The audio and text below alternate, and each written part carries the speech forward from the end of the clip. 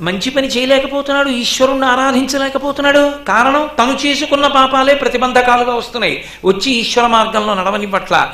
ఇప్పుడు అవన్నీ కాలిపోవాలంటే ఒక్క నెరుసు చాలు.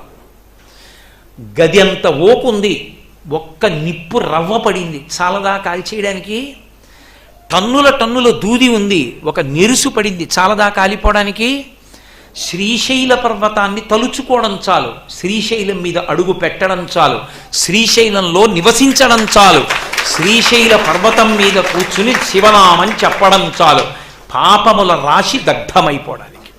ఇది రకారము. అందుకని శ్రీలోకి రకారం కలిసింది. సమస్త పాపములను దగ్ధం చేస్తుంది. ఎలా? ఎక్కినవాడు అదృష్టవంతుడు. ఎక్కాడనుకోండి శ్రీశైల పర్వతం మీదకి, వాడు ధన్యాత్ముడు. అందుకే జీవుని యొక్క యాత్రలో ఎప్పుడైనా ఎక్కడైనా ఒక్క పొరపాటు జరిగితే